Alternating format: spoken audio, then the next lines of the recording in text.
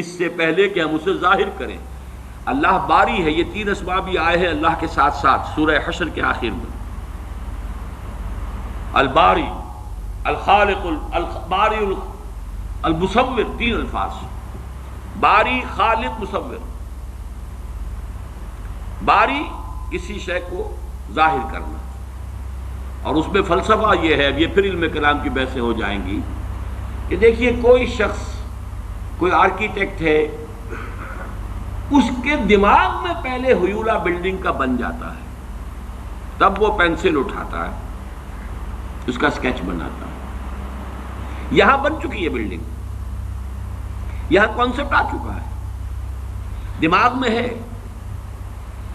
اسی کو صور علمیہ کہتے ہیں اسلامی فلسفے میں۔ صور صورت کی جمع، علمی صورتیں جو اللہ کے علم کے اندر ہمیشہ سے تھیں، میں ہمیشہ سے تھا اللہ کے علم میں۔ کیا ممکن ہے کہ علم الہی پر کوئی لحظہ ایسا گزرا ہو کہ جس میں میں موجود نہ ہوں، کہ آپ موجود نہ ہو؟ ذرا کبھی اس کے تصور کریں گے، مراقبہ کریں گے تو بڑا یوفوریا ہو جائے گا ایک دم، پھر سبحانی ما اعظم شانی بھی آپ کی زبان سے نکل سکتا ہے۔ میں تو ہمیشہ سے اللہ کے علم میں ہوں، اس اعتبار سے میں خود بھی علمی اعتبار سے ہمیشہ سے موجود ہوں۔ ہاں ایک وقت میں صرف اللہ کے علم میں تھا، اس کے بعد اللہ نے مجھے ظاہر کیا۔ هو اللہ الذی لا الہ الا هو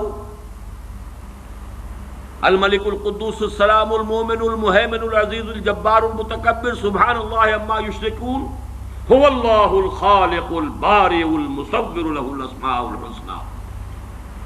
تخلیق ذہنی پہلے ہے، وہ تخلیق ذہن میں بن کی، علم الہی میں صور علمیہ کی شکل میں موجود تھی، اب باری برا اس کو ظاہر کیا، اس کو نمایاں کیا، وہ باہر آیا، اور اب اس کو تصویر کی شکل عطا کی گئی۔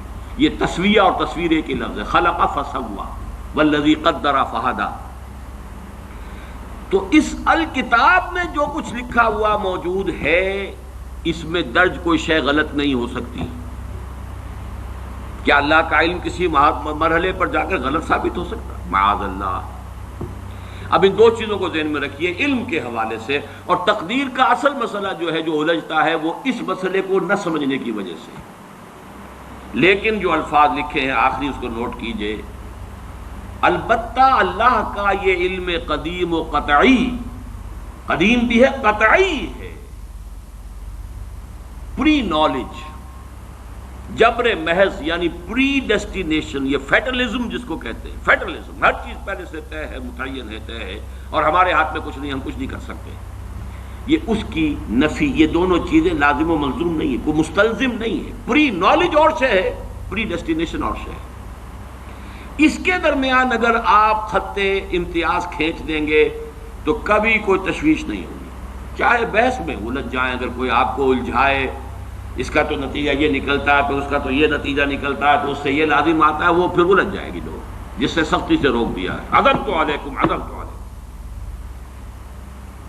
اب لہذا امرت ام لہذا ارسلت۔ دیکھیے نوٹ کیسے، الفاظ کیسے تھے، کیا میں اس کام کے لیے بھیجا گیا ہوں؟ لیکن یہ کہ بات سمجھ میں آتی ہے اگر اس میں یہ حد فاصل قائم کر دیا جائے، اللہ کا علم قدیم و قطعی یہ پری نالج ہے، لیکن یہ پری ڈیسٹینیشن یا فیٹلزم جس کو ہم کہتے ہیں، اس کو مستلزم نہیں ہے۔ ان دونوں کے درمیان رشتہ علیحدہ کر دیجیے۔ اس کے حوالے سے آج کچھ حدیثیں پڑھیں گے، جتنی بھی آج پڑھی جا سکے۔ اس میں سے پہلی 10 حدیثیں تو ہیں کہ جو مشکات شریف میں جو باب ہے ایمان بالقدر، اس کی جو فصل اول ہے، یعنی حدیثیں یا وہ بخاری کی ہیں یا مسلم کی ہیں یا ان سب دونوں میں موجود ہیں، تو متفق علیہ۔ عن عبداللہ ابن عمرو رضی اللہ تعالی عنہما، عبداللہ ابن عمرو بن العاص رضی اللہ تعالی عنہما سے مروی ہے، قال، وہ فرماتے ہیں، قال رسول اللہ صلی اللہ علیہ وسلم، کتب اللہ مقادیر الخلائق قبل ان يخلق السماوات والارض ب50,000 سنہ، قال وكان عرشه على الماء، رواہ مسلم۔ یہ حدیث پھر بھی آئے گی بعد میں 16ویں نمبر پر، اگر ہم وہاں تک ہم پہنچ گئے تو۔ لیکن یہاں نوٹ کر لیں جو بھی نوٹ کر رہے ہوں کہ یہی مضمون اس میں بھی ہے۔ حضرت عبداللہ ابن عمر فرماتے ہیں کہ اللہ تعالیٰ نے آسمانوں اور زمین کی تخلیق سے 50,000 سال قبل تمام مقادیر لکھ دی تھی۔ وَكَانَ عَرْشُهُ عَلَى الْمَاءِ، اس کو ابھی ہم بالکل نہیں سمجھ سکتے۔ یہ وہ ہے کہ جس کو ہم کہیں گے کہ یہ جس کو متشابہات میں سے شمار کیا جائے۔ لیکن دیکھیے یہاں جو بات سمجھنے کی ہے موجودہ سائنس کے اعتبار سے، سائنس جہاں تک ہمیں آج لے کر گئی ہے وہ بگ بینگ ہے، تو وہ سمجھتے ہیں بس that is the beginning of the creation. That is wrong. That is the beginning of the second phase of the creation. The material world started with the Big Bang. اس سے پہلے spiritual world، عالم ارواح، عالم امر کہیں، عالم ارواح کہیں، جو کل کا کل نورانی تھا، ارواح انسانیہ، ارواح ملائکہ تو خود ہے ہی مجسم ارواح، یہ موجود تھی اور وہ نورانی ہے۔ اس کے بعد بگ بینگ کا مرحلہ آیا، اس کے بعد میٹیریل ورلڈ، سماوات والارض جس کو قرآن کہتا ہے وہ ورلڈ آف میٹر ہے۔ تو ورلڈ آف میٹر کی کریشن کے آغاز سے 50,000 سال قبل اس ورلڈ آف میٹر کی ساری میٹیریلز اور اس کی کوانٹیٹیز اللہ نے معین کر دی تھی۔ یہ اور بات بالکل واضح ہے، اللہ کی قدرت، اس کی خلاقی، اس کی قہاری، اس کا یہ منطقی تقاضا ہے، اس کا علم محیط، وہ ڈیزائن پورا اس کا بن چکا ہوا تھا، تبھی تو اس نے بنایا ہے۔ اس کے اندر تمام مقادیر معین تھی، اسی لیے میں نے کہا تھا یہ مقادیر کا لفظ جو ہم نے آج پہلی شیٹ جو آپ نے دیکھی تھی، مقدار قدر ہی سے بنا ہے، یہ اس میں اعلیٰ اور اس کی جمع مقادیر ہے۔ دوسری حدیث، وعن ابن عمر رضی اللہ تعالی عنہما قال قال رسول اللہ صلی اللہ علیہ وسلم کل شیء بقدر حتی العجز والکیس، ہر شے، حضرت عبداللہ ابن عمر رضی اللہ تعالی عنہما فرماتے ہیں کہ حضور نے ارشاد فرمایا کہ ہر شے ایک اندازے کے مطابق معین ہو چکی ہے، یہاں تک کہ کسی کا عاجز ہو جانا۔ اب عجز کے مختلف پہلو ہوتے ہیں، عجز یہ ہے، بزدلی کو بھی عاجزی کہا جائے گا، آدمی کسی کام کرنے سے کسی وجہ سے عاجز ہے، وہ بھی یہ شاکلہ کا حصہ ہے، یہ اس کے جینز ہے، اس کے اندر آیا ہے یہ سب کچھ۔ کوئی بہادر ہے، کسی میں تحور زیادہ ہے، کسی میں احتیاط پسندی زیادہ ہے، مصلحت کوشی زیادہ ہے، کوئی حساب کتاب سے چلنے والا ہے، جو کوئی جو ہے بکٹر دوڑنے والا، یہ چیزیں۔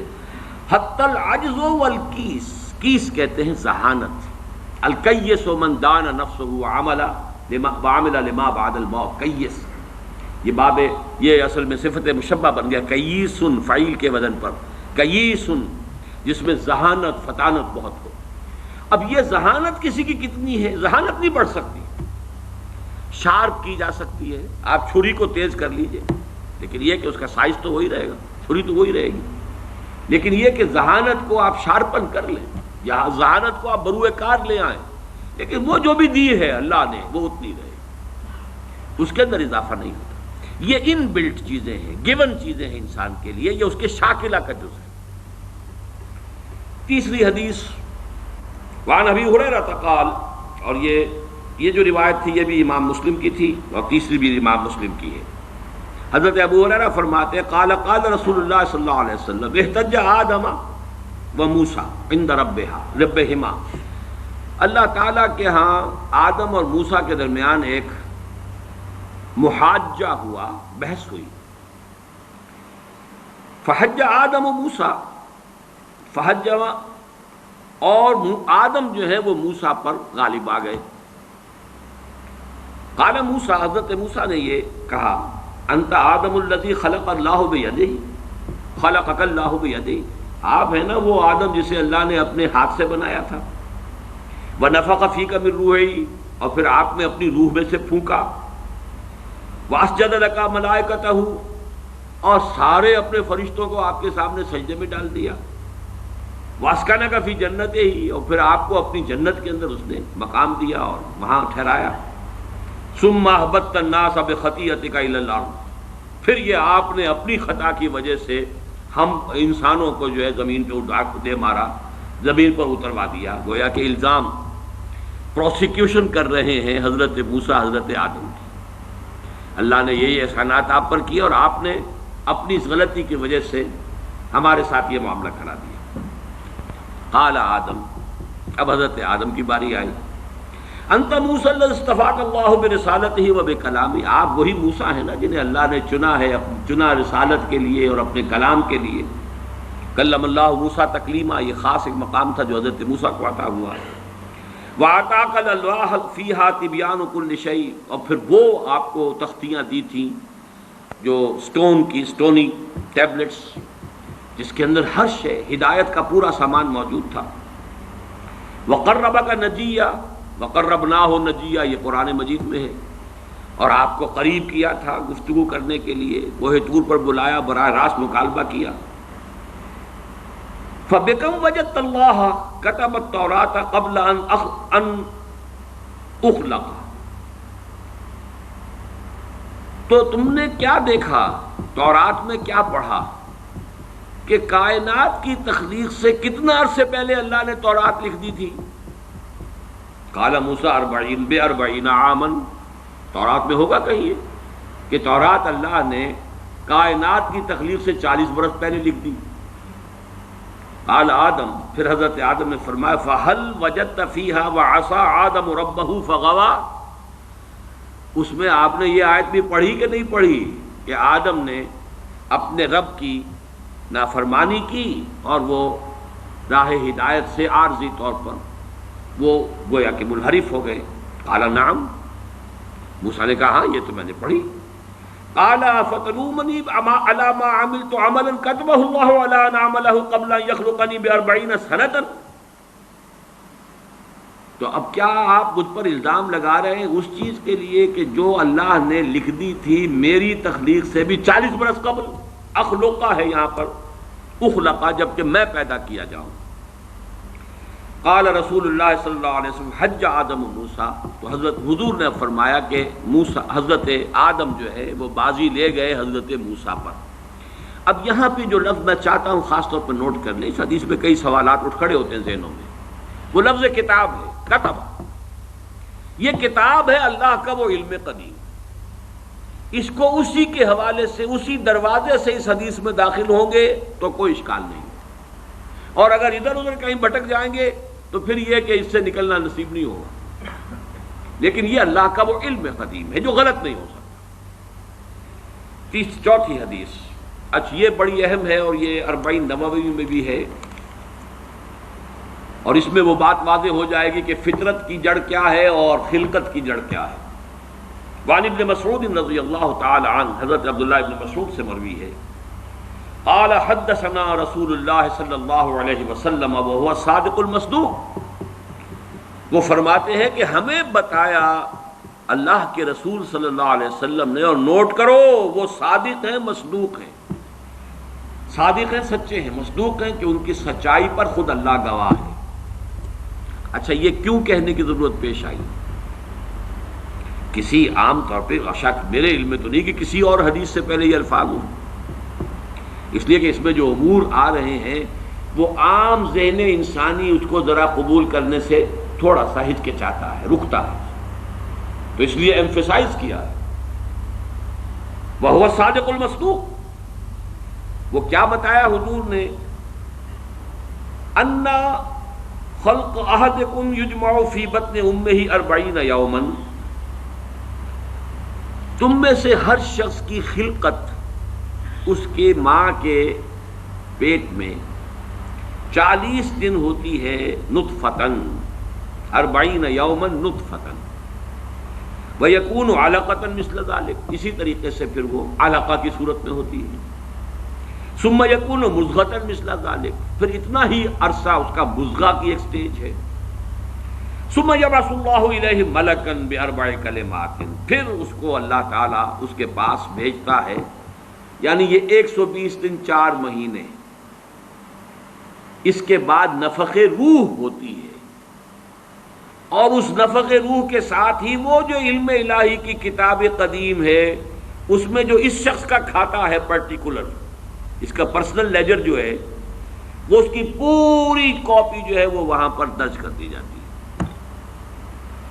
تو اللہ تعالیٰ بھیجتا ہے، یا یہیں سے بعض فقہا نے یہ مسئلہ نکالا ہے کہ 120 دن تک 4 مہینے تک جو جنین ہوتا ہے رحم مادر میں، اس پر انسان کا اطلاق نہیں ہو سکتا۔ وہ حیوان انسان تو ہے، صرف ابھی انسان نہیں ہے۔ انسان اس وقت مکمل ہوگا جب روح پھونکی جائے گی، اور وہ 120 دن کے بعد ہے۔ ثم یبعث اللہ الیہ ملکا، پھر اللہ تعالیٰ بھیجتا ہے اس کی جانب ایک فرشتے کو، باربع کلمات، 4 باتوں کے ساتھ، فیکتب لہ، اب یہاں پہ کتاب کے لفظ کو پھر نوٹ کر دیجئے، میں سمجھتا ہوں بڑا مناسب لفظ زبان پر آ گیا کہ وہ جو ایک بڑا وہ سپریم کمپیوٹر ہے، اس میں جو بھی کھاتا ہے پرسنل اس شخص کا، اس انڈیویجول کا، جو فلاں تاریخ کو فلاں جگہ پر وہ 120 دن کا جنین بن جائے گا، اس کا کھاتا وہاں سے لا کر منتقل کر دیا جاتا ہے، اور یہ ہمارے وجود میں پیوست کر دیا جاتا ہے۔ یہ بھی نوٹ کریں، یہ سورہ بنی اسرائیل میں ہے، سورہ بنی اسرائیل میں جہاں شاکلہ کا لفظ آیا آخر میں جا کر، شروع میں یہ بھی ہے کہ ہر شخص کا وہ جو نامہ اعمال ہے وہ اس کی گردن میں کہیں کوئی جگہ ہے، کوئی مائکروسکوپی بھی کوئی الٹرا مائکروسکوپک ہوگی، کہ جس کے اندر وہ فی عنقہ ونخرج لہ یوم القیامۃ کتابا یلقاہ منشورا وکل انسان الزمناہ طائرہ فی عنقہ وَنُخْرِجُ لَهُ يَوْمَ الْقِيَامَةِ كِتَابًا يَلْقَاهُ مَنشُورًا۔ تو یہ کہیں وہ ہے کھاتا، جیسے کہ دل میں روح ہے جسے ہم نہیں جانتے، وہ ہمارے ڈسیکشن میں، ہمارے مطالعے میں، ہمارے جو حواس مادی ہیں ان کی گرفت میں نہیں آتی ہے۔ اسی طریقے سے گردن میں کہیں انسان کے کوئی شے ہے کہ جہاں پر کہ وہ ہمارا وہ کھاتا جو ہے، اس مکمل کتاب الہی، وہ جو اس کا علم الہی جو قدیم ہے اور قطعی ہے، اس سے اس کی پرسنل جو ہے وہ کھاتا وہ آ کے یہاں پہ درج کیا جاتا ہے۔ باربع کلمات فیکتب عملہ، یہ بھی لکھ دیتا ہے اس کا عمل کیا ہوگا۔ یہ وہی علم ہے، اللہ کا علم، یہ کیا کرے گا۔ واجلہ، اور اس کی مدت دنیا میں کتنی ہے وہ بھی طے ہو جائے گی، یہاں رہنا کتنا ہے، 60 برس یا 60 دن یا 60 گھنٹے، یہ سب طے ہو جائے گا۔ ورزقہ، ملنا اسے کیا ہے، وشقی اور سعید، یہ بھی کہ بالآخر یہ شقی رہے گا یا سعید رہے گا، شقی بدبخت نتیجے کے اعتبار سے، یا یہ کہ سعید ہوگا صاحب سعادت کامیاب۔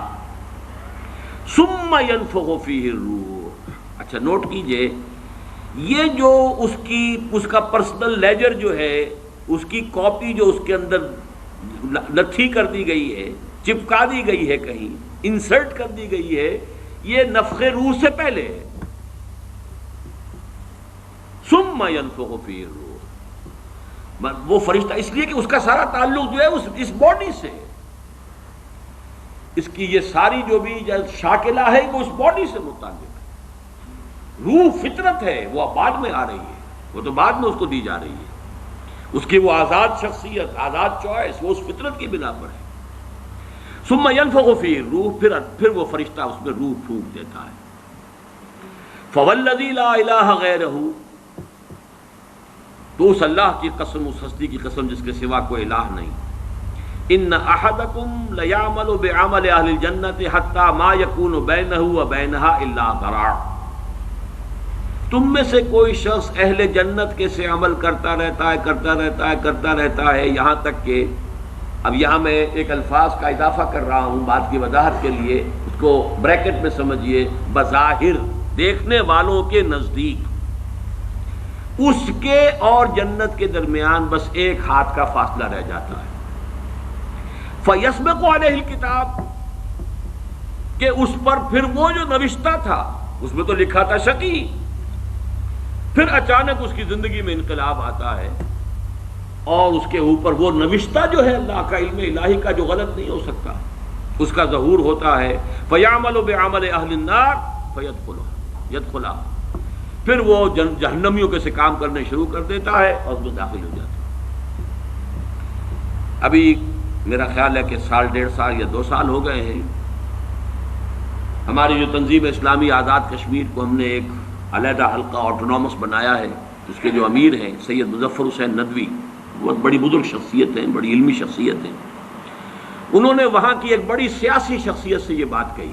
انہوں نے مجھے خود بتایا کہ کچھ لوگ تو ہوتے ہیں کہ جن کی جوانی اور اس کے بعد کے دن بڑے برے گزرتے ہیں آوارگی میں، پھر رفتہ رفتہ بڑھاپے کے آس پاس آ کے پھر وہ کچھ نیکی کی طرف مائل توبہ تلا کر کے پھر وہ کچھ اچھے راستے پہ آ جاتے ہیں۔ کچھ لوگ الٹے ہوتے ہیں کہ وہ پہلے بڑے نیک، بہت صالح، بہت اچھے، بہت محتاط، بہت متقی، لیکن یہ کہ آخری عمر میں آ کے تو ان کا حال جو ہے بدل جاتا ہے اور پھر وہ بالکل مختلف شخص بن جاتے ہیں، اور ان دوسروں میں سے آپ بھی ایک ہیں۔ اور یہ ایک بہت بڑی شخصیت آزاد کشمیر کی، جن سے یہ کہا سید مظفر حسین ندوی، اس لیے کہ وہاں ان کا ایک بڑا اونچا مقام ہے۔ وہ تعلیمات دینی کا جو پورا محکمہ ہے اس کے بھی انچارج رہے ہیں، اور بھی ندوے کے فارغ التحصیل ہیں۔ مولانا علی میاں اور مولانا مسعود عالم ندوی مرحوم، ان دونوں کے نہایت چہیتے شاگرد۔ بہرحال یہ اسی طرح کا فینومینن ہے جو اس حدیث میں آ رہا ہے۔ وَإِنَّ أَحَدَكُمْ لَيَعْمَلُ بِعَمَلِ أَهْلِ النَّارِ، اور تم میں سے کسی شخص کا معاملہ یہ بھی ہو سکتا ہے کہ وہ عمل کرتا ہے اور کرتا رہتا ہے جہنمیوں کے سے، حتیٰ ما یکون بینہ و بینہا الا ذراع، یہاں تک کہ اس کے اور جہنم کے درمیان دیکھنے والوں کو نظر یہ آ رہا ہے کہ یہ تو اب پاؤں لٹکائے بیٹھا ہے گور میں اور ابھی تک اس کے لچھن بدلے نہیں ہیں۔ فیسبق علیہ الکتاب، لیکن وہ نوشتہ اللہ کا، وہ جو ایک علم خدا بندی کے اعتبار سے وہ تو شقی تھا یا سعید تھا۔ فیعمل بعمل اہل الجنۃ فیدخلھا، تو وہ اب اہل جنت کے سے کام کرتا ہے اور جنت میں داخل ہوتا ہے۔ یہی حدیث جو ہے آگے چل کر اسی مضمون کی حدیث نمبر 17 میں بھی آئے گی، اسی مجموعے کے اندر، اگر ہم وہاں تک پہنچ گئے۔ اب یہ حدیث جو ہے اس اعتبار سے متفق علیہ، پہلی حدیث آئی ہے متفق علیہ اس باب میں۔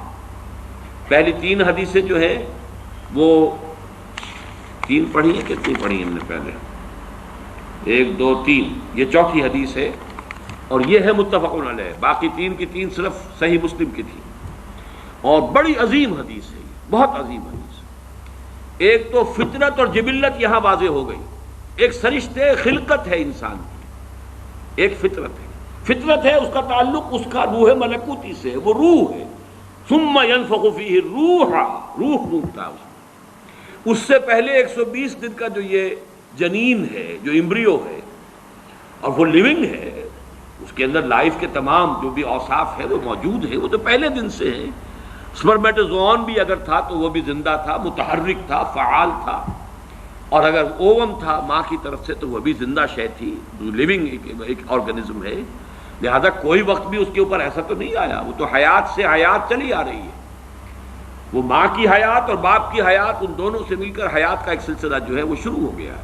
لیکن 120 دن کے بعد وہ مرحلہ آتا ہے، اس سے پہلے خلقت ہے صرف، اور اس خلقت سے تعلق ہے ان 4 چیزوں کا جس کا تعلق کتاب سے۔ یہ ہے گیون چیزیں اس کے لیے۔ البتہ یہ کہ اس کے بعد جب روح پھونکی گئی، یہ روح وہ ہے کہ جو اس کا اپنا چوائس ہے۔ اب دیکھیے، اگر کسی کی خلقت کے اندر بدی کے رجحانات بہت تھے، اس کی روح سٹرگل کر رہی ہے شاکلہ کے اندر، شاکلہ سے باہر نکل نہیں سکتی۔ Great resistance it has to overcome, کرتے یوں سمجھیے کہ جیسے دیمک جو ہے کسی چوکھٹ کو اندر سے کھا رہی ہے، ایک وقت آتا ہے کہ وہ اوپر ظاہر ہو جاتی ہے۔ تو اس کے اندر جو ہے خلقت میں اگر نیکی کا رجحان زیادہ تھا، لیکن اس کی اپنی چوائس بدی کی ہے، تو اسے سٹرگل کرنی پڑی ہے اپنی نیکی کو دبانے میں، اس وقت تک نیکی ظاہر ہو رہی ہے، لیکن بالآخر وہ کامیاب ہو جاتا ہے، اس لیے کہ وہ شقی تھا، اور آخر میں وہ دیمک جو ہے شقاوت کی وہ ظاہر ہو جاتی ہے۔ اگر بدی کے رجحانات اس کی خلقت میں زیادہ تھے، گیون شاکلہ جو ہے وہ نیگیٹو زیادہ تھا، وہ کوشش کر رہا ہے۔ اب یہ سٹرگل جو ہے انسان کی شخصیت کے اندر ہو رہی ہے، اللہ جانتا ہے اس کو، دیکھنے والوں کو تو یہی نظر آئے گا وہی کام کر رہا ہے، جو پہلے 10 سال پہلے کر رہا تھا آج بھی وہی کر رہا ہے۔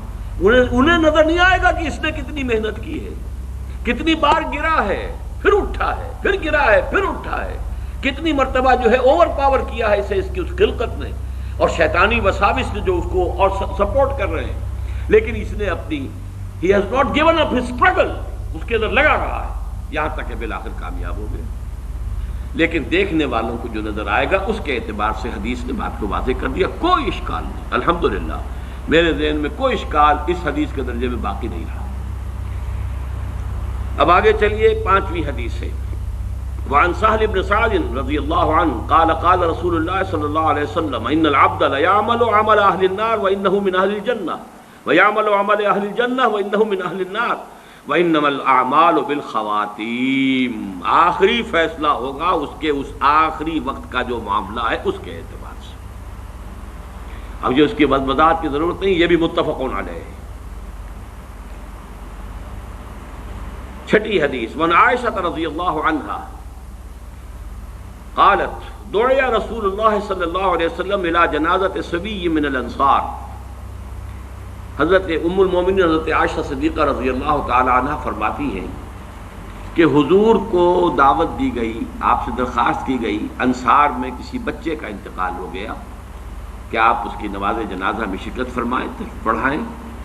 فقلت یا رسول اللہ، میں نے عرض کیا اللہ کے رسول، یعنی اب اس میں یوں سمجھیے کہ جو چیز امپلائڈ ہے آپ خامخواہ یہ وقت لگائیں گے، جائیں گے، دعا کریں گے، آمد و رفت کی آپ کو مشقت جھیلنی پڑے گی، تو بالہذا یہ تو ایک بالکل ہی پاک وجود، کوئی اس نے برائی کمائی ہی نہیں، انفینسی میں یا چائلڈ ہوڈ میں اس کا انتقال ہو رہا ہے، تو بالہذا عصفور من عصافر الجنہ لم یعمل السوء، وہ تو جنت کی چڑیوں میں سے ایک چڑیا تھی، چلی گئی، اس نے کوئی کام کیا ہی نہیں، ولم یدرک ہو، نہ اس نے کوئی برا عمل کیا، نہ برے عمل کے قریب پھٹکا، اس کا ادراک بھی نہیں، اسے ابھی بدی کا کوئی شعور ہی نہیں تھا۔ فقال، اب حضور نے فرمایا او غیر ذالک یا عائشہ،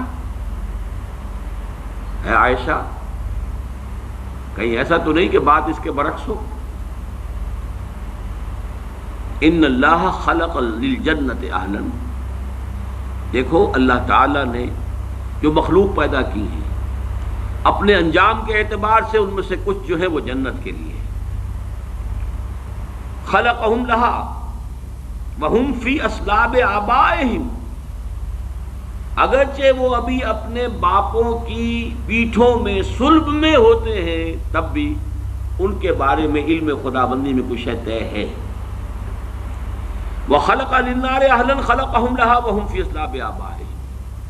اسی طریقے سے چاہے ابھی کچھ لوگ اپنے والدین، اپنے آبا دادا کی ابھی پشت کے اندر ہی ہے، ابھی وہ باپ تک بھی منتقل نہیں ہوا ہے، لیکن یہ کہ اللہ کے علم میں ہے، ہم نہیں کہہ سکتے کہ کس کا کیا انجام ہونا ہے، یہ ہمارے علم کی بات نہیں ہے، یہ اللہ تعالیٰ کے حوالے علم خداوندی میں۔ ہمارا کام شریعت کا کیا ہے؟ مسلمان کا جنازہ ہے، جاؤ پڑھو، چاہے بچہ ہو، مشرک کا بچہ ہے اس کا آپ جنازہ نہیں پڑھ سکتے، بس بات ختم ہو گئی۔ ہمارے لیے شریعت ہے اور وہ ہے اس ظاہر کے اعتبار سے، حقیقت میں کس کا کیا انجام ہونے والا ہے وہ اللہ بہتر جانتا ہے۔